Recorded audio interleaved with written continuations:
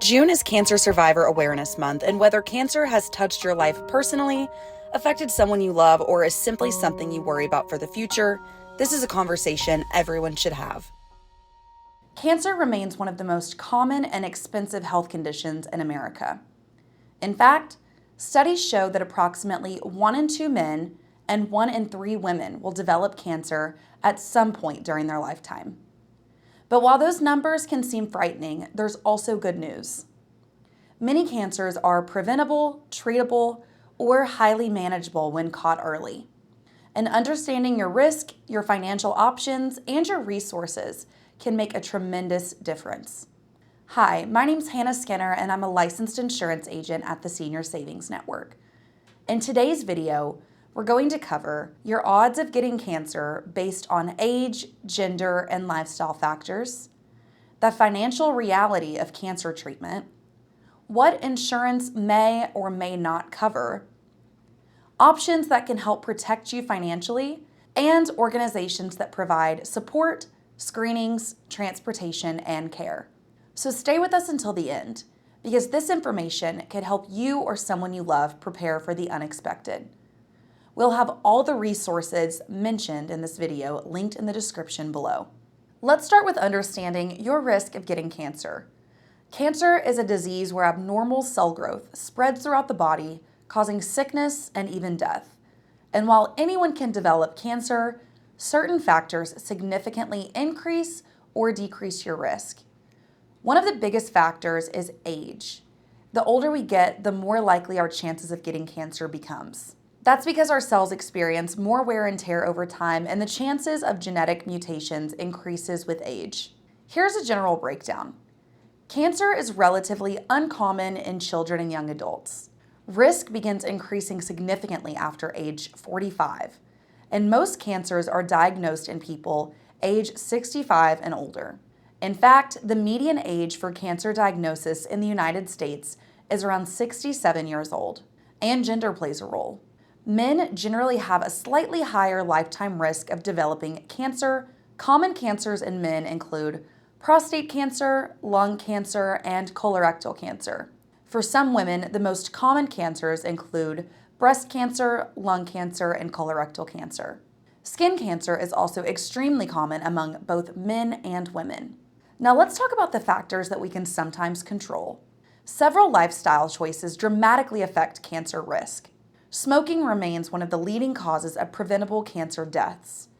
Tobacco use is linked to lung cancer, throat cancer, bladder cancer, pancreatic cancer, and several others. Obesity and physical inactivity are also associated with increased risk for cancers such as breast, colon, and uterine cancer. Excessive sun exposure increases the risk of skin cancers, including melanoma. And long-term exposure to certain chemicals or environmental toxins may increase risk as well. Some cancers also have a genetic component. If close family members have had certain cancers, especially at younger ages, your own risk may be elevated. That doesn't guarantee that you'll develop cancer, but it may mean that you should talk to your doctor about earlier or more frequent screenings. One of the most powerful tools we have against cancer is early detection. Screening can help identify cancer before symptoms even appear. Examples include mammograms for breast cancer, colonoscopies for colorectal cancer, PSA testing for prostate cancer, skin exams for melanoma, and low-dose CT scans for high-risk smokers. Early detection often means more treatment options, better survival rates, lower treatment cost, and improved quality of life. Now let's talk about something many families are unprepared for: the financial impact of cancer. Costs vary depending on your type of cancer, your stage at diagnosis, length of treatment, hospitalizations, surgeries, chemotherapy, radiation, immunotherapy, and prescription medications. But it's not uncommon for cancer treatment costs to reach tens of thousands or even hundreds of thousands of dollars. Some advanced or experimental treatments and specialty drugs can cost thousands of dollars per month. And the expenses don't stop at medical bills. Many families also face lost income from missing work, transportation costs to treatment centers, lodging expenses for out-of-town care, childcare costs, home modifications, and increased insurance deductibles and copays. These hidden costs affect many cancer patients. Even people with good insurance can struggle with these out-of-pocket expenses. For Medicare beneficiaries, coverage can still leave gaps. Original Medicare generally covers many medically necessary cancer treatments, but depending on what type of coverage you have, you could face more out-of-pocket cost. With Original Medicare and a plan F, G, or N, your hospital expenses will be covered, as well as the 20% for any outpatient surgeries, chemotherapy, or radiation. With Plan G, you would only pay the Part B deductible of $283. With Plan N, you would pay the $283 deductible and up to a $20 copay for each doctor appointment and up to a $50 copay for each ER visit. With these plans, you're covered well for Parts A and B, but the issue is Part D. Part D covers your prescriptions, and with cancers, you could be prescribed a lot of them. If a drug is not on your formulary, maybe because it's new or experimental, you'll have to pay out of pocket for it fully, and it doesn't count towards your maximum out of pocket. This could lead to tens of thousands of dollars in prescription cost. And with Medicare Advantage, you're responsible for 20% of your chemotherapy cost up to your maximum out of pocket. And let's be honest, cancer typically isn't going to be cured within 1 calendar year. So that means you now have to meet your maximum out of pocket 2 years in a row. For example, if you got cancer in October and you didn't finish treatment until June of the following year, you've paid 2 maximum out of pockets within the span of a few months. Depending on your plan, certain medications or specialty treatment may also create substantial expenses. That's why many people explore supplemental coverage options. So what can people do to better protect themselves financially? Let's walk through some common coverage options. First and foremost, maintaining health insurance is critical, and understanding your benefits is extremely important.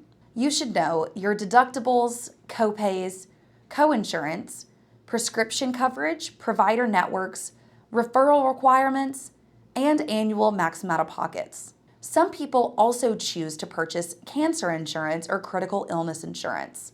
These plans are designed to provide a tax-free cash benefit that is paid directly to you if you're diagnosed with cancer or another serious illness.